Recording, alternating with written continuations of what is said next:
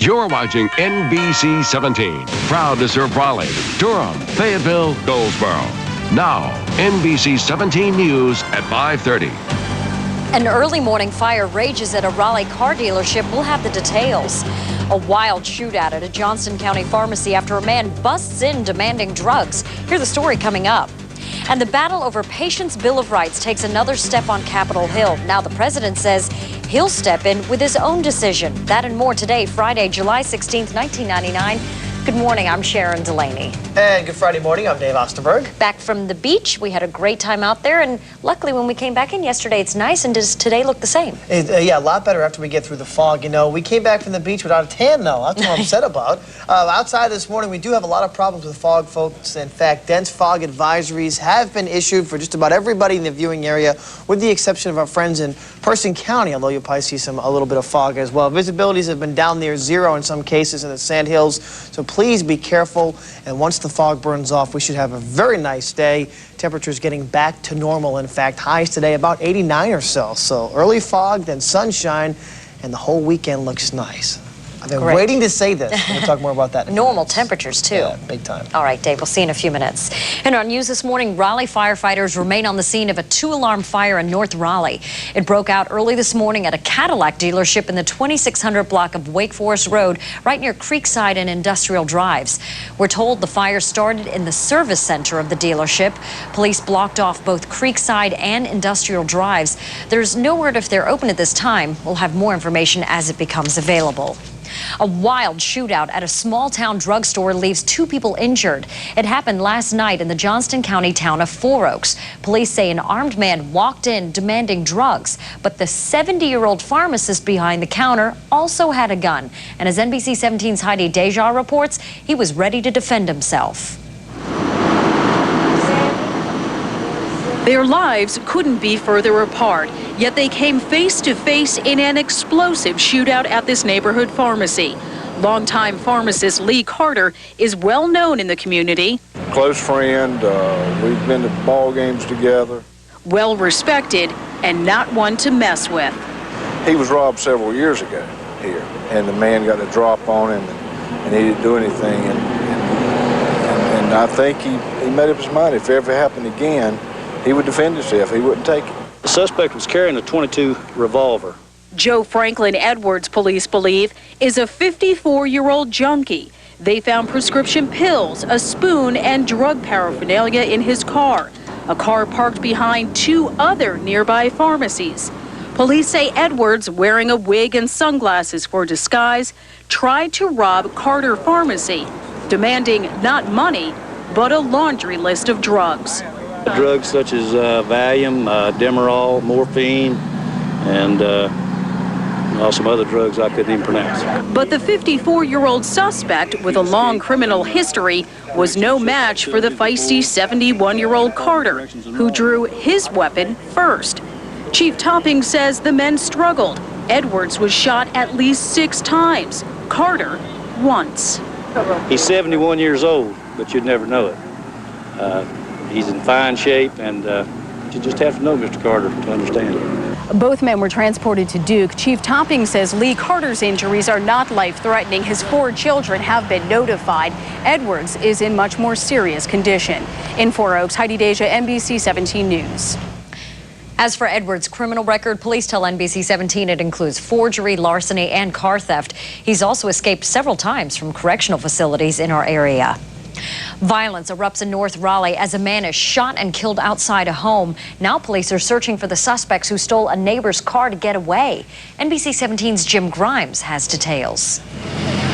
The shooting occurred around 10:30 on Thursday night. Raleigh police working into the wee hours of the morning trying to piece this together. Even at this hour, they're still not releasing many details. At 2200 hours, we received a call in reference to a shooting taking place out here at 8121 Perry Creek Road.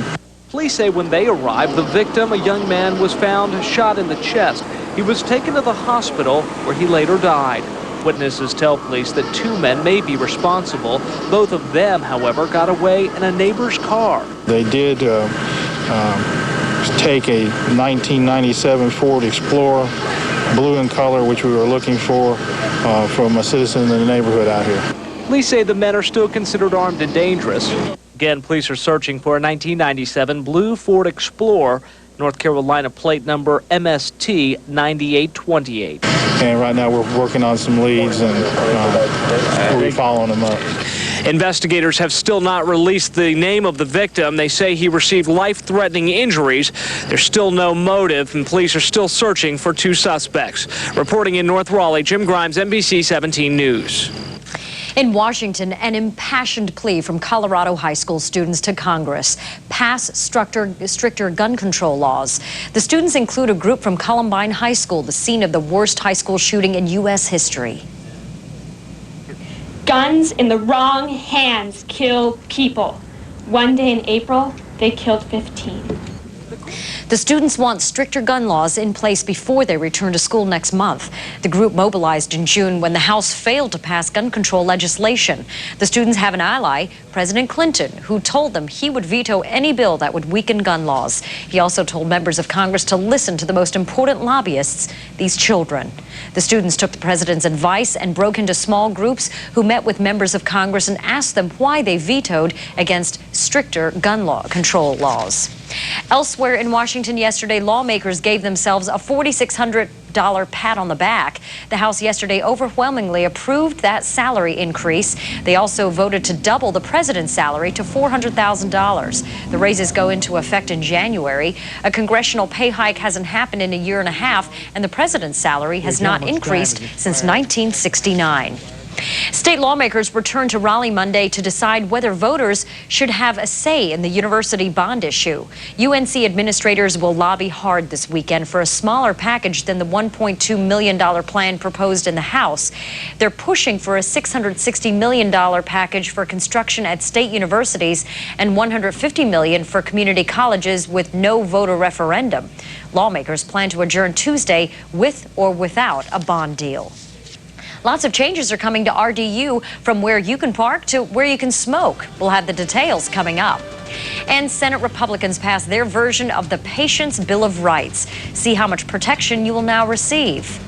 And huge floods create lots of mud, so much that it traps this school bus carrying kids home from summer camp. We'll show you where next. And a dense fog advisory in effect this morning, but the sun shines out this afternoon. Details ahead as NBC-17 News at 5:30 continues.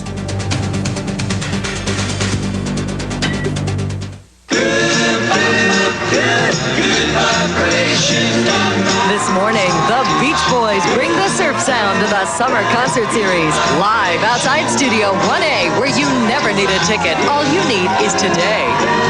Eyes Wide Shut opening night, Cruise, Kidman, and the movie Rumors. Some of them I can't repeat on national television. Plus, Zena's 6 months pregnant on Entertainment Tonight. Tonight at 7.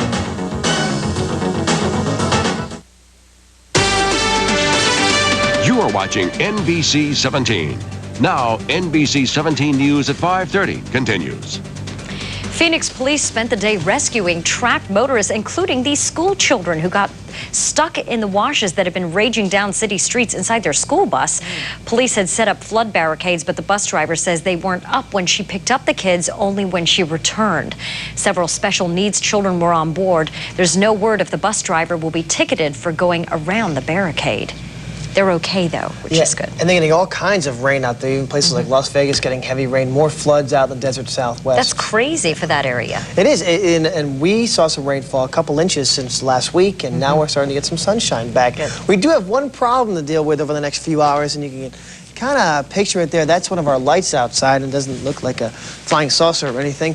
But we have dense fog advisories, a lot of fog this morning. In fact, reports are coming in from down in the Sand Hills, also in eastern portions of the Triangle. The visibility is down near zero, and that means you can barely see your own hand in front of your face. So you need to take it easy this morning, folks, with all the fog out there. Roanoke Rapids 65, Goldsboro 68. Everybody's in the 60s this morning, with the exception of down in the Sand Hills. They're into the lower 70s. Pinehurst 64 in foggy conditions, and in the Triangle, yes, we're also foggy. 64 and 64, temperature and dew point. Put those together with 100% relative humidity, calm winds, and enough moisture in the atmosphere left over, you got fog every time. And that's what's happening outside. And it's starting to really thicken down this morning. So the morning commute is going to be a tough one, not because of rain, but because of the fog. And the fog is so low to the ground that even the satellite can't pick it up because it blends in with the temperature of the ground. That's why we're not picking it up on the satellite. But once the fog does burn off, we'll have lots of sunshine, high pressures building in from the west, so it looks perfect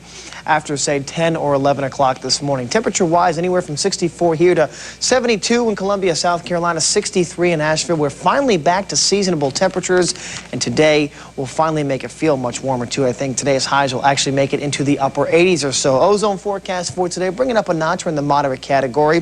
So only those with respiratory disease really need to be worried this afternoon about limiting that prolonged exertion and working outside or doing some exercising outside. Again, code yellow for today. High pressure builds in. It's mild this morning. It'll be warm this afternoon. All the rain stays right off the coastline. And over the weekend, there could be just the slightest chance of a shower or thunderstorm on Saturday. Otherwise, the weekend's going to be dry, and one thing's for certain, we'll get high temperatures back into lower 90s. So we go from 102 to 66 for highs. Now we'll go back up to 92. It's been crazy, crazy summer over the past 3 weeks. So why should this weekend be any different? 89 forecast high in Hillsborough today. Again, watch out for the fog this morning. Sunshine back this afternoon. The Roanoke Rapids near 90 degrees. Fayetteville about 91 or so, and Southern Pines also around 89 to 90. So early fog, again, the dense fog advisory for everybody in the viewing area, with the exception of Person County, Roxborough, not officially in the dense fog advisory, but still you'll have some fog to deal with. 87 to 91 forecast highs area-wide. Variable winds about 5 to 10 miles per hour. Tonight, few clouds around seasonables. We head into the first quarter moon over the next couple of days. 65 to 68 will be the overnight low. And guess what returns tomorrow? The hot weather, but it's summer, so we know it's going to happen. 90 to 95 tomorrow's forecast high. We'll probably be in the lower 90s in the Triangle. The Sandhills will be in the mid-90s, and over the next 5 days, no major rain in the forecast. We did throw, just for good measure, a quick shower or thunderstorm in the forecast for Saturday afternoon, but that should be mainly south and east of the Triangle. And then we're in the lower 90s for highs on Sunday, on Monday, and on Tuesday. If you have to head out of town this morning, here's a look at your travel forecast. Anytime when I'm fading, my love lies waiting down the road tonight.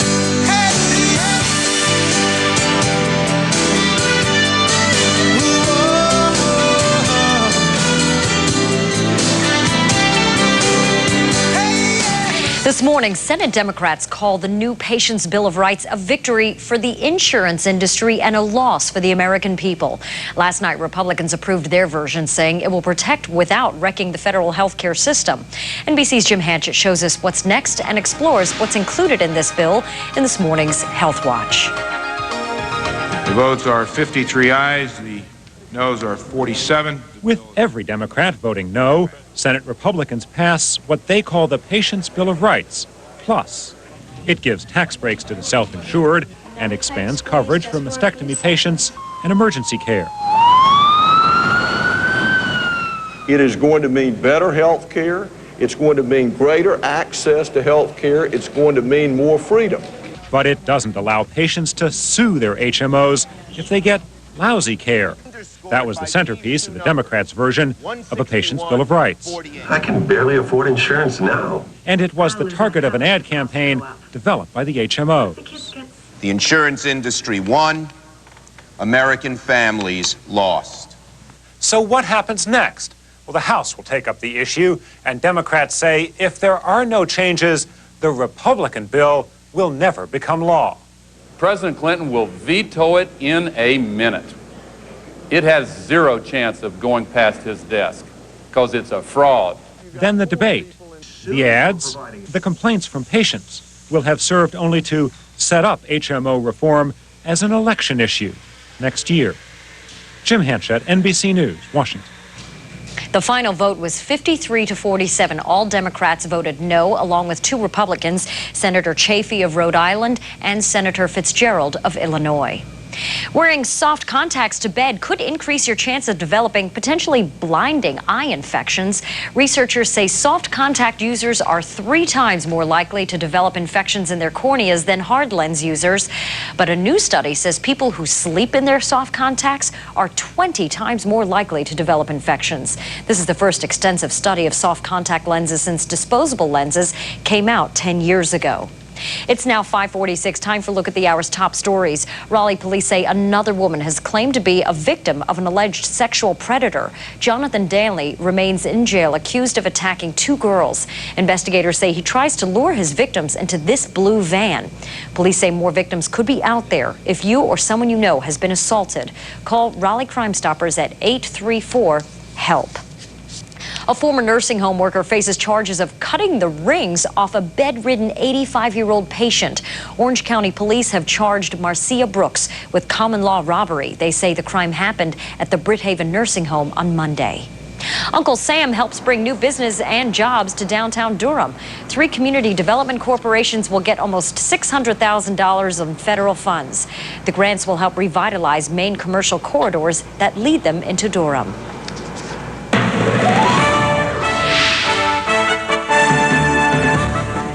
Our Dateline America report begins in Columbus, Indiana, where a dune buggy loses control and crashes into a grandstand at a county fair. A teenage girl died and 2 others were critically injured. The dune buggy was taking part in a mud bog race when it rammed into a fence, flew into the crowd, and caught fire. Several other spectators suffered minor injuries. Dateline Miami, where a family returns home to find they are victims of another hate crime. Someone defaced their home with black spray paint, leaving the message, quote, "Jew die," unquote. The homeowner had complained about gang activity and graffiti in the neighborhood. Just 2 weeks ago, the exact same spot was vandalized, and 5 weeks ago, his wife was robbed at gunpoint. Police are still investigating these crimes. Dateline Long Island, where 2 women plead guilty to their part in an illegal adoption ring. Authorities say the ring placed 17 Mexican children in American homes for up to $22,000 per child. The women were arrested in May, along with a 3rd defendant who allegedly paid to have the children brought across the border to Arizona. The women then carried the babies back to New York and gave them to their adoptive parents. Dateline Boca Raton, Florida, where Miss Virginia cuts off her hair to make a wig for a special friend. Miss Virginia Kelly Lightburn shed her locks for Amber Mars, who suffers from an immune deficiency disorder which causes her hair to fall out. The 2 met a few months ago. Amber told Kelly then that she wanted to have hair just like Kelly's. Now she will, and doesn't even know it. A wig will be made to surprise Amber and should be ready in about 4 months. Well, Bobby said the British Open would be tough. Now he's got proof. See why the course is proving too tough to tame. Just ahead in sports.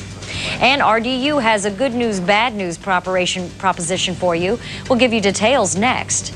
But first, a history quiz. What was banned in England in an attempt to stop the spread of disease on this day, July 16th, 1439? We'll have the answer in about 6 minutes on NBC-17 News at 5:30.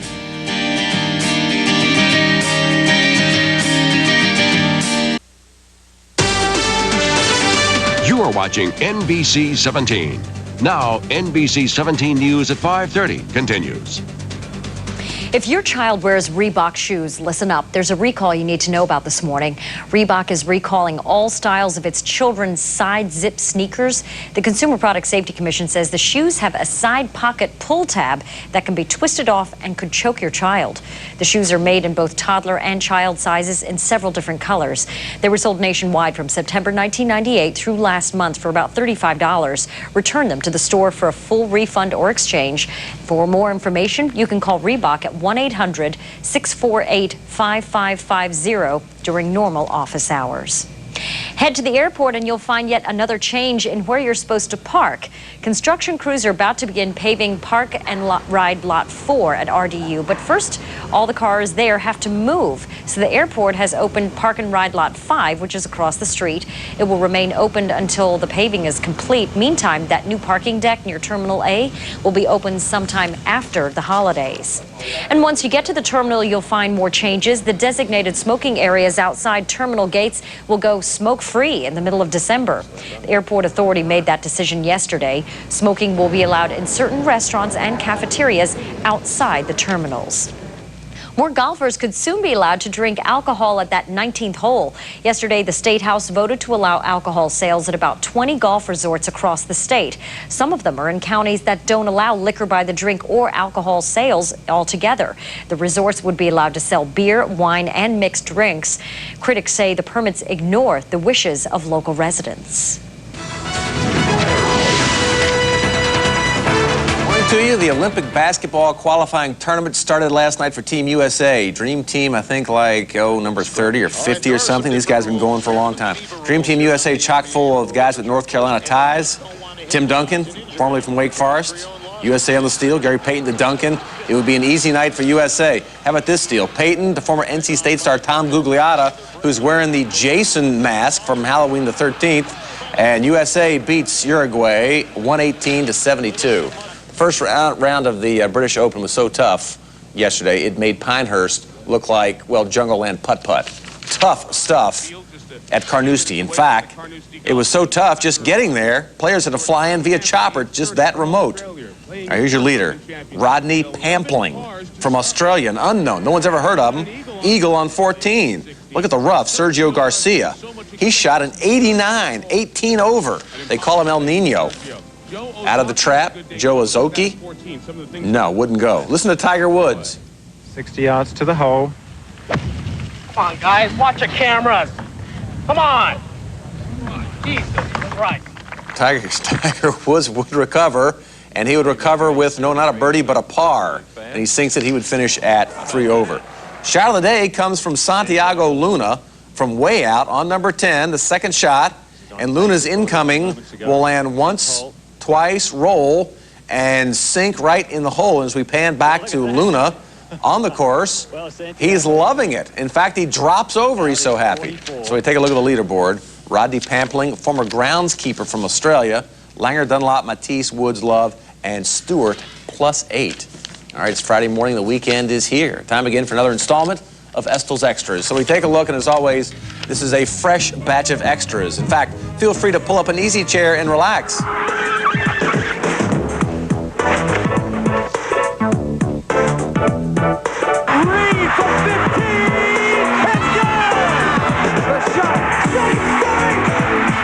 Unbelievable soccer moments. We never tire of these. And the biking moment coming up, it's like, oh, excuse me, we've got a race going on here. All right, in golf, fastest hole-in-one of the week. The shot's up, out, and this baby will get in the hole darn fast. Fastest marriage proposal of the week, and she said, why, certainly I will, yes. And here are the other 3 candidates, though, who did not make the cut. As for those 3, don't worry, they'll be fine. The fellows will just decide in an orderly fashion who dates whom. That'll about do it, as always. Good night, see you later, and drive safely. And, oh, don't forget, USA Women rule. Corner from China. Header, saved up the line. Rebound was cleared. The shot, save Scurry.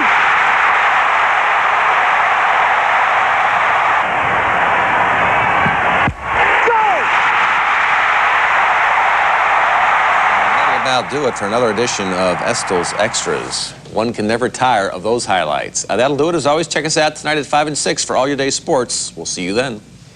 Thank you, Bobby. Girl power does rule. History quiz No comment time. from you. Time now for the history quiz. Here it is again. Here's the question. What was banned in England in an attempt to stop the spread of disease in July 16th, 1439? I'm not going to touch this with a 10-foot pole. The only thing I could think of would be maybe going outside, or we had to stay inside for some reason. Inside their little huts? Yeah, what do they have in 1439? I don't know. They must have stayed in something. What is it? It's kissing. Really? That's what they stopped. Sure glad I didn't live back in 1439 now. All right. Let me take a look at our forecast. Because nothing else spreads disease. Ooh, dense fog advisories this morning for everybody in the viewing area, with the exception of Person County. Oh, the fog is just vicious out there. We've got visibilities down to a quarter mile, in some cases down near 0. That means please take it easy on the way to work and some of those year-round schools as well. We're in the mid to upper 60s as we temperature-wise, so we're relatively near normal. In fact, normal low temperatures are about 68 or so. At 70 in Fayetteville, 64 in Southern Pines, 68 in Goldsboro, 68 in Danville. After we get through the fog, and it's hard to pick up on the satellite because it is so close to the ground, and the temperature of the cloud, of the low clouds and fog sort of blend in with the ground. So you're not seeing it on the satellite, but after that, we burn it off by 10, 11 o'clock, then the sunshine comes back out. It should be a nice afternoon. Just a great way to start the weekend after an otherwise pretty miserable week weather-wise. High temperatures today, 89 or so, which is a normal high for this time of year. Then the hot weekend starts, 91 on Saturday. Sunday's high, 93. And then Monday and Tuesday, high temperatures will be around 91 each day. So things will be nice and warm. Feeling like summer. Yes. That's all the time we have for NBC-17 News at 5:30. Here's a look at some of the stories coming up next on NBC-17 News at 6. It's some people's favorite drink, but do you know how much soda you can sip before it becomes a health risk? We'll show you. And we'll step out to the movies for a review of the eye-opening movie Eyes Wide Shut. See you in 2. NBC-17, the proud home of the Today Show. You're watching NBC-17, proud to serve Raleigh, Durham, Fayetteville, Goldsboro. Now, NBC-17 News at 6. Firefighters have been on the scene all morning, battling a blaze at a Raleigh car dealership.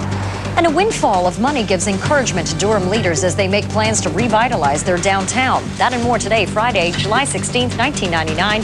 Good morning, I'm Sharon Delaney. And good Friday morning, I'm Dave Osterberg. And you finally organized the weather pattern, so it's nice for the weekend. It's going to be beautiful this weekend. We deserve it, too, after what we've done and had to put up with this weekend. But we do have one thing to get through, and that's the fog this morning. Dense fog advisories are out through 10 o'clock. It's pea soup thick just about everywhere. So widespread dense fog from Raleigh, Durham, Chapel Hill to Pinehurst to Clinton to Goldsboro to Tarboro, pick a city.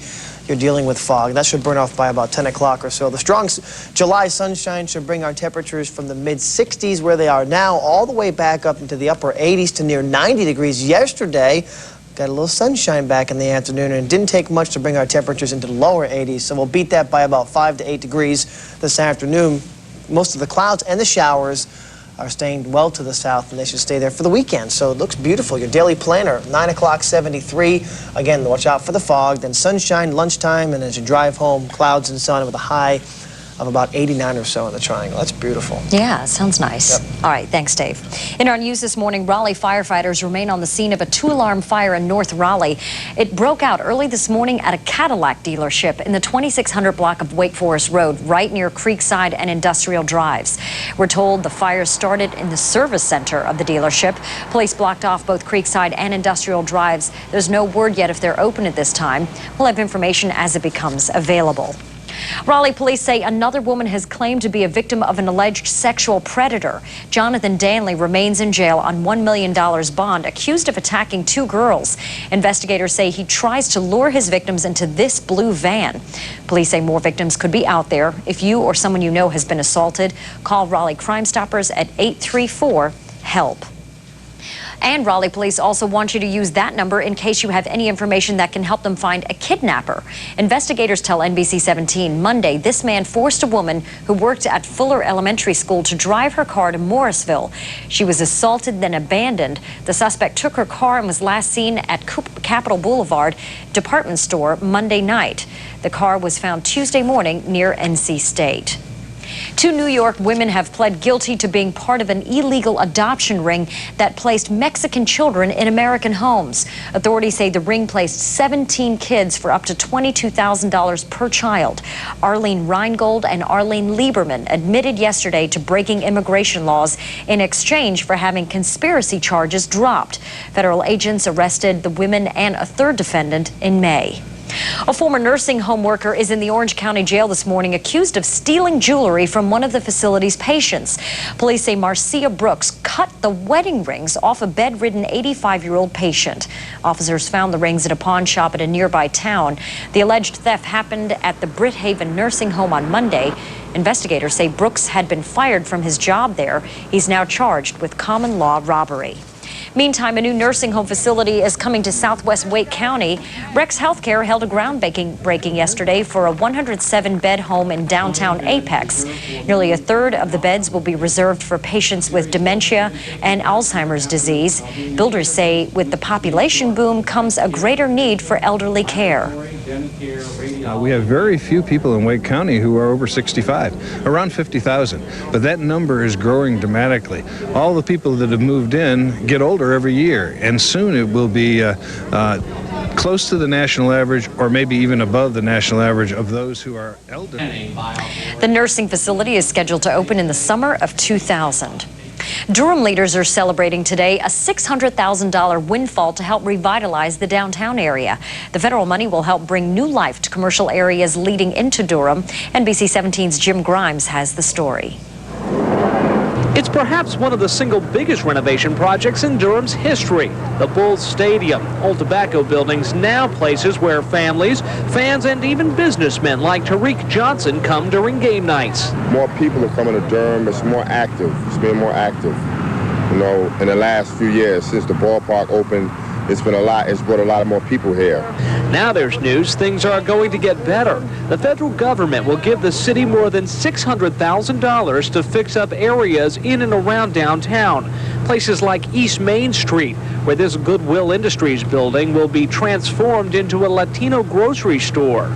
Stores and restaurants will also be built in this area off Fayetteville and Pilot Streets. Folks in the Bull City say they welcome the changes. I mean, I know that they're considering taking some of the buildings and just revamping them and putting new facilities and new businesses into them, and I think that's going to be great for downtown and great for the city of Durham. There's been a lot of extension going on 40 between Raleigh and Greensboro, but people still travel through here to get to Greensboro and other places. We have sports and other things that you hear at Durham Bulls.